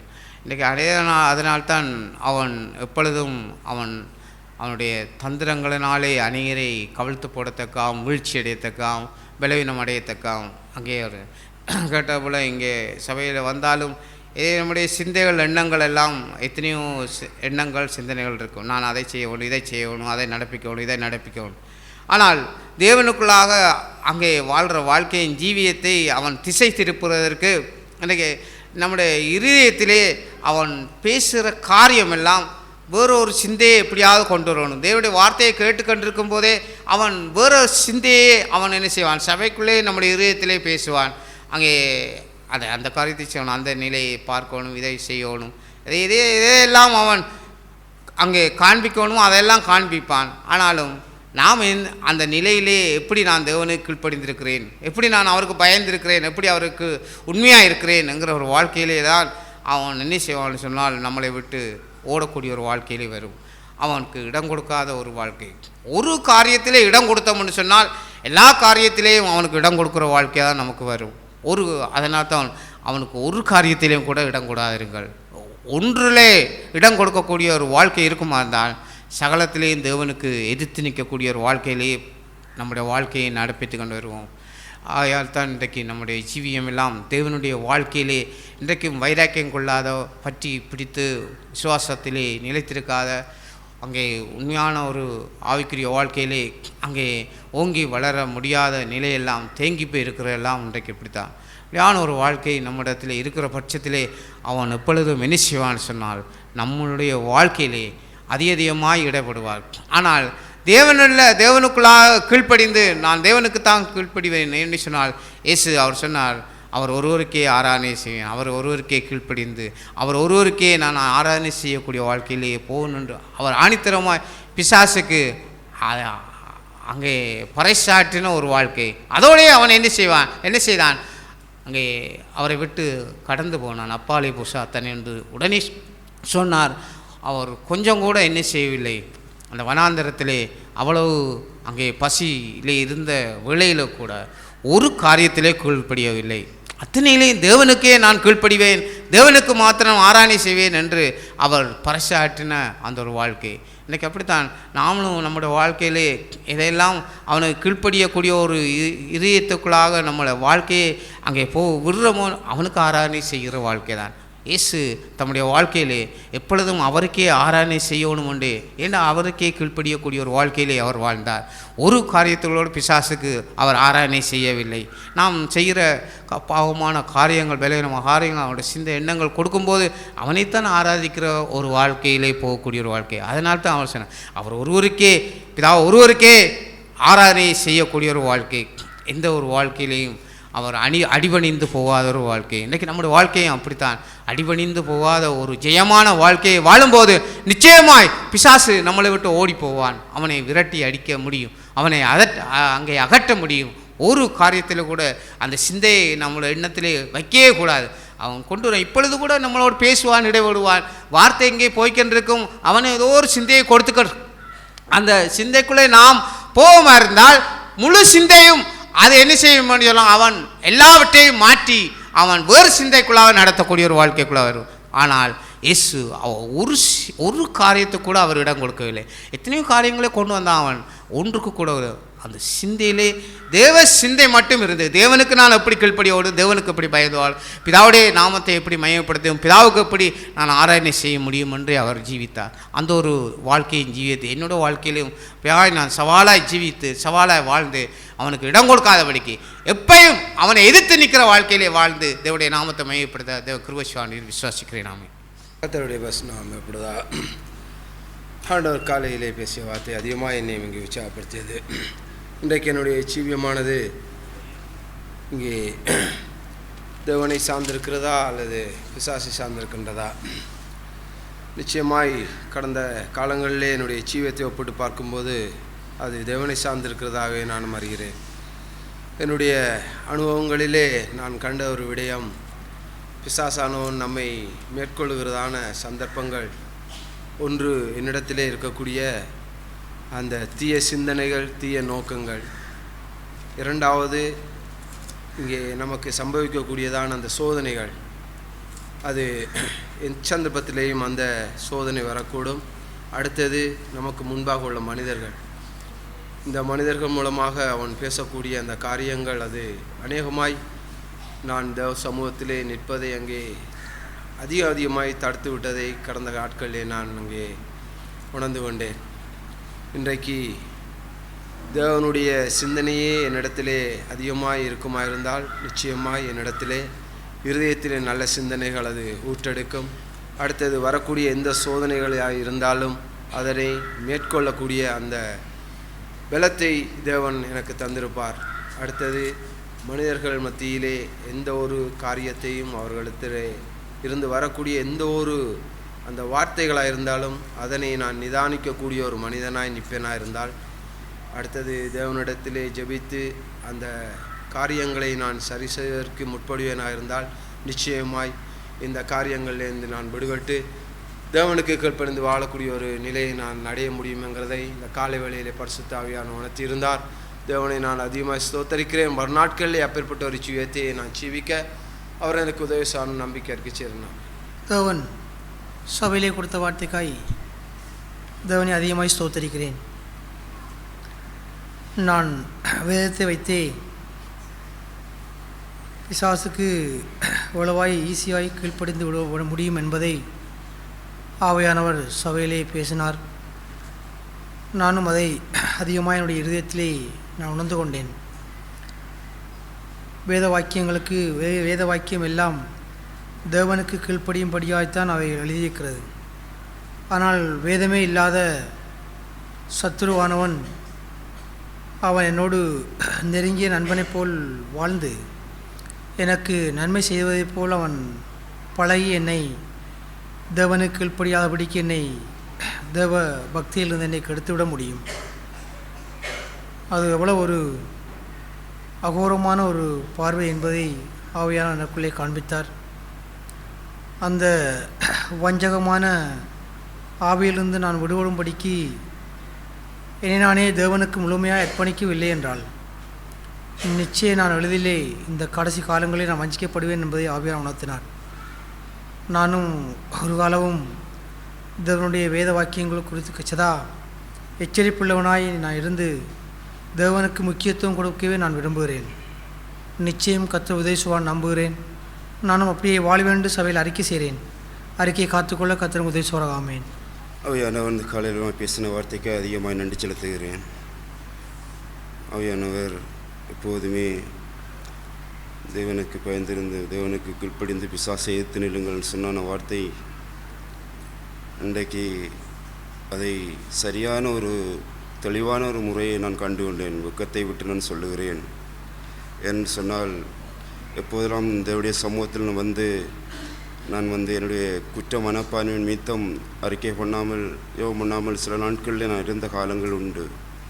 அதை நான் என்னுடைய தேவபக்தி தேவனுக்கு முன்பாய் நான் தேவனுடைய மனச்சாட்சி நிமித்தம்தான் நான் இருக்கிறேன் என்பதை நான் அதை உணர்ந்து கொண்டு அந்த மாதிரியான ஒரு மதீனமான காரியங்களை நான் செய்து கொண்டு வந்தேன். இப்பொழுதே ஆவியானவர் அப்பட்டமாய் வெளிப்படுத்தினார். அது என்னவென்று சொன்னால் அது முழுவதுமே பிசாசினால் உண்டான தந்திரம் என்பதை வெளிப்படுத்தினார்.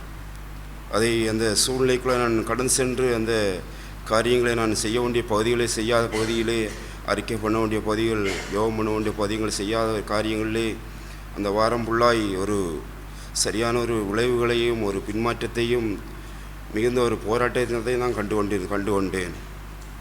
நான் அதுக்குள்ளாகி நான் குழப்பமும் அடைந்தேன். எது நிமித்தம் தான் நான் செய்யாமல் இருந்தேன், என்னத்திற்காக இப்படியான ஒரு காரியங்கள் வந்ததுன்னு சொன்னால் உண்மை அது பிசாசினுடைய சத்தத்திற்கு கீழ்ப்படிந்தது மட்டும்தான்.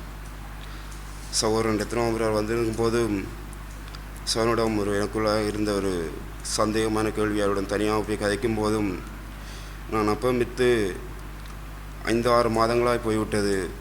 என்னுடைய ஒரு காரியத்தின் நிமித்தம், ஒரு பிள்ளை நிமித்தம், நான் குற்ற மனுப்பான நிமித்தம் அதை நான் செய்ய முடியாத காரணத்தினால் அது எனக்கு ஒரு மனபாரமாக இருந்தது. அந்த சகோதரனை கேட்கும்போது அந்த சகோதரன் எனக்கு தெளிவாக வெளிப்படுத்தினார். அது என்னவென்று சொன்னால், உங்கள் இருதயத்தில் நீங்கள் தேவனை குறித்து எப்படி இருக்கிறீர்கள் என்று சொல்லும்போது நான் சொன்னேன், தேவனிடத்தில் நான் உண்மையாக இருக்கிறேன்னு சொன்னேன்.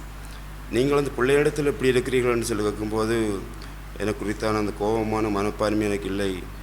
நான் தேவனோடு நான் வெளியரங்கமாக தேவனுடைய சமூகத்தை வச்சு நான் சொல்லுகிறேன்னு சொல்லும்போது அப்போது அந்த சகோதரன் சொன்னதெல்லாம், தேவனுக்கும் உங்களுக்கும் ஒன்றும் இல்லைன்னு சொன்னால் தேவன் உடன்படிக்கை கலந்து கொள்வது ஆச்சரியமே இல்லை, நீங்கள் சரியாக செய்யலாம் என்று சொல்லி ஒரு தெளிவான காரியத்தை என் சகோதரன் தந்தார். அதே போல் காலமே என் சகோதரன் பேசும்போதும் அதை குறித்தான ஒரு தெளிவான வார்த்தை நான் அதிகமாக கண்டு கொண்டேன். எவ்வளோ ஒரு மதீனமான காரியத்தை நான் கிறிஸ்தவனாக இருந்து கொண்டு அவன் வேத வசனத்தை வைத்தே எங்களை புரட்டி ஒரு தேவனுக்கு பின்மாற்றத்துக்குள்ளாய் போகக்கூடிய ஒரு சூழ்நிலையும் சாதகத்தை முறிவாயிருக்கிறானே, எந்த ஒரு எப்படியாப்பட்ட ஒரு தந்திரமானவன் செல்பை ஆவியானவர் அந்த காலையில் பேசினார், வெளியடங்கமாய் பேசினார். நான் தேவனுக்காக நன்றி செலுத்துகிறேன். இனிவரும் காலங்களில் நான் அப்படியாப்பட்ட ஒரு காரியங்களை குறித்து மிகுந்த தெளிவுள்ளவனாய், மிகுந்த புத்தி உள்ளவனாய், தேவனுக்கு உண்மை உள்ளவனாய், எப்போதுமே கீழ்ப்படிந்து அவருக்கென்று என் வாழ்க்கையை அர்ப்பணித்து அவருடைய கொடுத்த அன்பை நான் பகிர்ந்து கொண்டு தேவனுக்கென்று உண்மையாய் வாழுவேன் சபை அறிக்கையிடுகிறேன். ஆவியான உதயஸ்வரகம். நாம் சோதரம் தேவன் சபையில் பேசிய வார்த்தை என்னுடைய இதயத்திலே ஒரு வெளிச்சத்தை நாட்களிலே தேவன் தந்திருக்கிறார். நான் கர்த்தருடைய நாமத்தை மையப்படுத்துகிறேன். இங்கே ஏவாளை வஞ்சித்தது போல பிசாசானவன் இன்றைக்கு எப்படி வஞ்சித்து விடலாம் என்று தெரிகிறதான அந்த உலகத்திலே வாழ்ந்துட்டு இருக்கக்கூடியான அந்த வேளையிலே நானும் ஒரு வஞ்சிக்கப்பட்டு போகக்கூடிய ஒரு மனுஷனாய் இருந்து விடக்கூடாதபடி நாட்களிலே தேவ சமூகத்திலே இங்கே ஒரு வெளிச்சத்தை நான் தெளிவடையும்படியாய் தேவன் அதிகமாக பேசினார். நானும் மனம் திரும்ப வாஞ்சிக்கிறேன். என்னுடைய வாழ்க்கையிலே இன்றைக்கு வேத வசனத்தை புரட்டி போடக்கூடிய இந்த பிசாசுக்கு முன்பாக நான் கீழ்ப்படிந்து நான் தேவனை எதிர்த்து நின்று விடக்கூடாது. இன்றைக்கு நான் எப்போது என்னுடைய வார்த்தைக்கு கீழ்ப்படுகிறேனோ அப்பொழுது நான் தேவனை எதிர்த்து நிற்கக்கூடிய ஒரு மனுஷனாக இங்கே இருந்து விடுவேன். அப்பேற்பட்ட ஒரு ஆவியிலே நான் ஒருபோதும் நான் வாழ்ந்து விடக்கூடாது. என்னுடைய மதீனத்தினாலே கடந்த நாட்களிலே நான் அப்படி இங்கே சோர்ந்து போகிற சூழ்நிலைகளெல்லாம் நான் பிசாசுக்கு கீழ்ப்படுகிற மனுஷனாக இங்கே இருந்து விடக்கூடிய சூழ்நிலைகள், சந்தர்ப்பங்கள் இந்த வாழ்க்கையிலே வந்தது. பல நாட்களிலே இங்கே சௌரமூலம் தேவன் சபையிலே வெளிப்படையாக அங்கே பேசினார். அவருடைய தந்திரங்களையும் அவருடைய வஞ்சிக்கிற ஆவியையும் வெளியரங்கமாய் இங்கே தேவ சமூகத்திலே நாட்களிலே பேசி என்னை தெளிவடையும்படியாய் நாட்களிலே தேவன் அதிகமாக இங்கே இடைப்பட்டார். நானும் மறந்து போகக்கூடிய வாழ்க்கையிலே ஒவ்வொரு நாட்களிலே அவருடைய தந்திரங்களையும் வஞ்சகங்களையும் உணர்ந்து வாழக்கூடிய ஒரு மனுஷனாய், தேவனுக்கு கீழ்ப்படுகிற மனுஷனாய் வாழ்வதற்கு எதுவாக தேவன் நடத்துவார் நடிக்க செய்கிறேன். நான் சொல்கிற வார்த்தைக்காய் தேவனை சோதரிக்கின்றேன். பிசாசனுடைய தந்திரங்களை அறியத்தக்காய் தேவன் இந்த காலவேளையிலே உணர்வடையும்படி அந்த நாணத்தை தருகின்றான். அந்த தேவன் மூடனுக்கு நாணம் வெட்டாத உயரமாக இருக்கின்றது.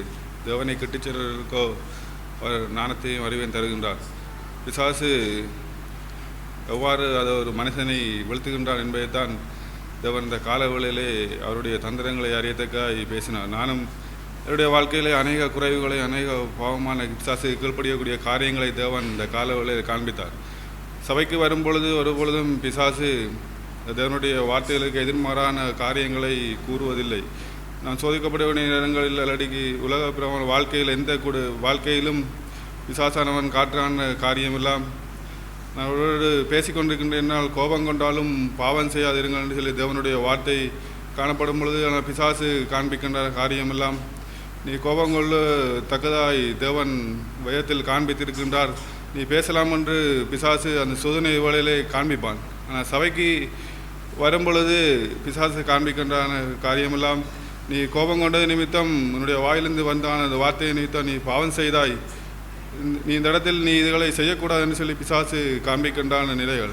அப்படித்தான் அநேக காரியங்களை குறித்தும் பிசாசு வெளியில் ஒன்று உள்ளு ஒன்று காண்பிக்கின்ற நிலைகள். கண்களால் பார்க்கக்கூடியான ஒவ்வொரு இச்சையான காரியங்களையும் வெளியிலே பார்க்கும்படி பிசாசு சொல்லுவான். சபைக்கு வரும் பொழுது இதையே நீ செய்தாய், இது தேவனுக்கு ஒரு அருவருப்பத்தக்கான ஒரு பாவமாக இருக்கின்றது என்று சொல்லி தேவனை கிட்டி சேராதபடி அநேக காரியங்களை குறித்தும் பிசாசு இடைப்படுகிறான அந்த ஒரு வாழ்க்கையெல்லாம் இது தேவனை விட்டு தூரம் போகக்கூடியான அந்த வாழ்க்கையில் நாம் முன்பு செல்லும் பொழுது சொல்லக்கூடியான ஒரு வார்த்தைகளும் அது தேவனுக்கு ஒத்த வார்த்தைகளாக அதை காணப்படும் பொழுது அதை செய்யக்கூடியான வாழ்க்கைகள். ஆனால் பிற்பாடு பிசாசு அவனுடைய தந்திரங்களாக அந்த வார்த்தையை மாற்றிப்படுகிறான். அந்த வாழ்க்கையை கண்டுகொள்ளத்தக்க இனம் காணத்தக்க அந்த தேவனுடைய அந்த ஞானத்தை பெற்றுக்கொள்ளக்கூடியான அந்த வாழ்க்கையை தான் தேவன் அந்த காலங்களில் எனக்கும் உணப்படும்படி தேவன் பேசினார். நானும் மனதிரும்பி வாசிக்கிறேன்.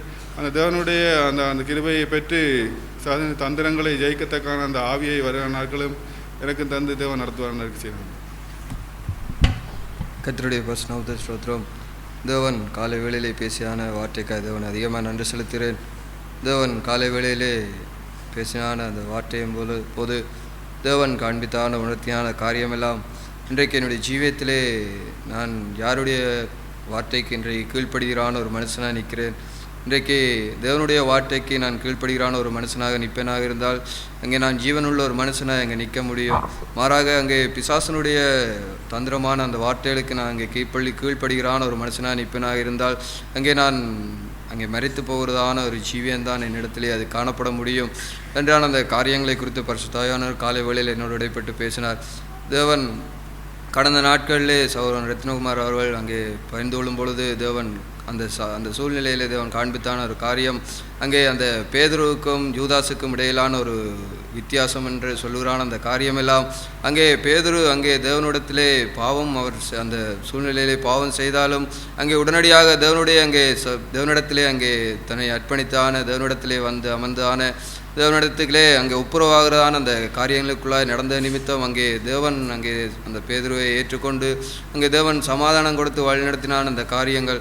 மாறாக யூதாசனுடைய காரியமெல்லாம் அங்கே அவன் மனதிலே வேதனை அடைந்ததான ஒரு காரியமாக இருந்தாலும் அங்கே அவன் தேவனிடத்திலே அங்கே ஒப்புரவாகாத அங்கே நிலையிலே அவன் மரித்து போனதான அந்த காரியத்தை தேவன் காலை வேளையிலே இந்த தேவன் என்னோடு இடைப்பட்டு பேசினார். இன்றைக்கு பிசாசனுடைய தந்திரமான காரியங்களுக்கு நான் கீழ்ப்படுகிறான் அந்த வாழ்க்கையெல்லாம் இன்றைக்கு அந்த யூதாஸ் காரியத்தை போல அங்கே இருதயத்திலே வேதனை அடைந்து அங்கே பிற்பாடு அங்கே மாண்டு போகிறதான ஒரு வாழ்க்கையைத்தான் அங்கே என்னிடத்திலே அது காண்பிக்க முடியும். மாறாக தேவனுடைய வார்த்தைகளுக்கு கீழ்ப்படுகிறான் அந்த வாழ்க்கையிலே அங்கே நான் ஒரு பலவீனத்திலே விழுந்து விட்டால் உடனடியாக அங்கே தேவனிடத்திலே சென்று தேவனுடைய வார்த்தைகளை கீழ்ப்படிந்து அங்கே அவரோடு ஒன்றித்து வாழ வேண்டும் என்றான அந்த விருப்பத்தோடு என்னுடைய ஜீவனுள்ள ஒரு வாழ்க்கையை வாழ முடியும் என்றான அந்த காரியங்களை பரிசுத்தாவியானவர் காலை வேளையிலே காண்பித்தார். தேவனை அதிகமாக நன்றி செலுத்துகிறேன். இயேசு கிறிஸ்து அங்கே பாடுகள் பட்டு அங்கே சிறுவையிலே மரணமடைய போகிறார் என்றான செய்தியை அங்கே பேதுரு அங்கே கேட்டவுடனே அங்கே இவ்வாறு உமக்கு சம்பவிக்க விடமாட்டேன் என்று சொல்கிறான் அந்த காரியமெல்லாம் அங்கே பேதுரு இயேசு கிறிஸ்து மீது காண்பித்தான் அந்த அன்பின் நிமித்தமாகவே அவருடைய வார்த்தைகள் அங்கே காணப்பட்டது. ஆனாலும் இயேசு அங்கே பேதுருவிடத்தில் இருந்தான் அந்த பிசாசனுடைய ஆவியை அங்கே உணர்ந்தவராய் அங்கே அதை கடிந்து கொண்டு அதை அப்புறப்படுத்தினான் அந்த காரியங்கள்.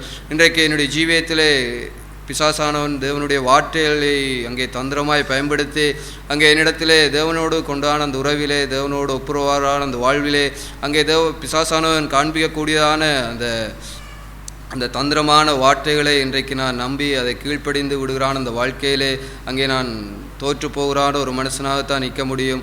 அந்த வாழ்விலே நான் செல்லுகிறான போது அங்கே மரணம் அங்கே என்னிடத்திலே நெருங்கி அதை என்னுடைய வாழ்வை அங்கே சீரழித்து விடக்கூடியதான அந்த காரியத்தை தான் தேவன் காலை வேளையில் என்னோடு இடைப்பட்டு பேசினார். அப்போஸ்தலனாகிய பவுல் ரோமருக்கு எழுதின நிருபத்திலே ஒரு வார்த்தையை குறித்து தேவன் கடந்த நாட்களிலே காண்பித்தார்.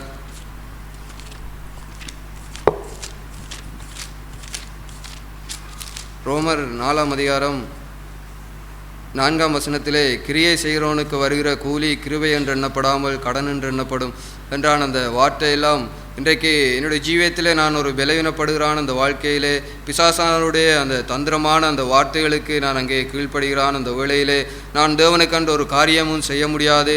நான் என்னுடைய பலவீனத்திலே நான் ஒரு பலவீனத்தில் விழுந்து விட்டால் அந்த பலவீனத்தை சரி செய்த பிற்பாடுதான் தேவனுடைய சமூகத்திலே நான் வந்து நிற்க முடியும் என்றான். அந்த காரியங்கள் எல்லாம் அதனுடைய சுயமாக என்னுடைய பலத்தை கொண்டு செய்கிறதான அந்த காரியங்களாகத்தான் அங்கே இருந்து விட முடியும். அப்பேற்பட்டான அந்த காரியமெல்லாம் அங்கே கடன் என்று தான் அங்கே எண்ணப்படும் என்றான அந்த வார்த்தையை போல இன்றைக்கு கடன் என்று சொல்லுகிறான். அந்த வாழ்க்கையிலே சஞ்சலங்கள் ஒரு மனுஷனுடைய வாழ்க்கையிலே இவ்வாறு அங்கே சஞ்சலங்கள் அங்கே பெருகி கொண்டு போகுதோ அதே போலவே தான் இன்றைக்கு பலவீனத்திலே வாழ்ந்து கொண்டு என்னுடைய ஜீவியத்திலே என்னால் தேவனோடு வாழ முடியாது என்றான். அந்த பலவீனத்தோடு வாழுகிறான். அந்த வாழ்க்கையிலே அங்கே சஞ்சலங்கள் வேதனைகள் தான் அங்கே என்னிடத்திலே அது வெளிப்பட முடியும், காணப்பட முடியும். அப்பேற்பட்டான அந்த வாழ்க்கையிலே நான் அங்கே பின்மாற்ற முடியாத ஒரு மனுஷனாய் மரணத்தை நோக்கியான ஒரு மனுஷனாக நான் வாழ முடியும் என்றான அந்த காரியங்களை பரிசுத்தாயான ஒரு காலை வேளையில் என்னோட இடைப்பட்டு பேசினார். தேவன் அதிகமாக நன்றி செலுத்துகிறேன். வருகிற நாட்களிலும் பிசாசனுடைய அந்த தந்திரமான வார்த்தைகளை நாங்கள் ஞானமாய் அறிந்து இயேசு கிறிஸ்துவை போன்றான அந்த வாழ்விலே அவர் பிசாசனுடைய அந்த ஆவியை எண்ணி அதை கடிந்து கொண்டதைப் போல என்னுடைய ஜீவியத்திலும் நானும் என்னுடைய பிசாசனுடைய எல்லா வஞ்சகமான வார்த்தைகளையும் அங்கே அறிந்து அதை கடிந்து தேவனுக்கு முன்பாக எப்பொழுதுமே தேவனுடைய வார்த்தைகளை கீழ்ப்படிந்து வாழ பரிசுத்தாயான ஒரு நாட்கள் உதவி செய்வார் என்று விசுவாசிக்கிறேன். நான் எங்கள் பரலோக பிதாவே, இந்த காலை வேளையிலும் நாங்கள் உம்மை எப்போதும் கிட்டி சேரவும் உம்மோடு கூட வாழவும் ஆண்டவரே உம்முடைய வார்த்தைகளை கொண்டு எங்களை நீர் வழிநடத்துகிறபடியா ஸ்தோத்திரம். ஆண்டவரே, நாங்கள் தேவனிடத்திலே சேர்ந்து உம்முடைய வார்த்தைகளுக்கு எப்போதும் கீழ்ப்படிந்து வாழக்கூடிய ஜனங்களாய் எப்போது நாங்கள் வாழ்ந்துவிட உதவி செய்தரலும். ஒருபோதும் ஆண்டவரே வேத வாக்கியங்களை கொண்டு நாங்கள் சாத்தானுக்கு கீழ்ப்படியும்படிக்கு அவனுடைய தந்திரங்களுக்கு இடம் கொடுத்து விடாதபடிக்கு ஆண்டவரே வேத வாக்கியங்களை தந்திரமாய் காட்டி ஆண்டவரே எங்களை பாவம் செய்ய வைத்து விடாதபடிக்கு நாங்கள் விழிப்புள்ள இவர்களாய் தெளிந்த புத்தியுள்ளவர்களாய் கவனமாய் இருந்து சாத்தானுடைய தந்திரங்களை கண்டுகொள்ளவும் அதை எதிர்த்து நிற்கவும் அவனை ஜெயிக்கவும் கர்த்தருக்கு உதவி செய்தருளும். நம்முடைய ஞானத்தையும் புத்தியையும் தெளிந்த ஆவியையும் தந்து நாங்கள் எங்களுடைய வாழ்விலும் ஆண்டவரே கவனமாய் வாழ்ந்து உமக்கு கீழ்ப்படிந்து வாழுகின்ற மக்களாய் நம்முடைய வார்த்தைகளை கனம் பண்ணி வாழுகின்ற மக்களாய் எப்போதும் வாழ எங்களை ஆசீர்வதித்தருளும். இயேசு கிறிஸ்து நாமத்தில் பிதாவே.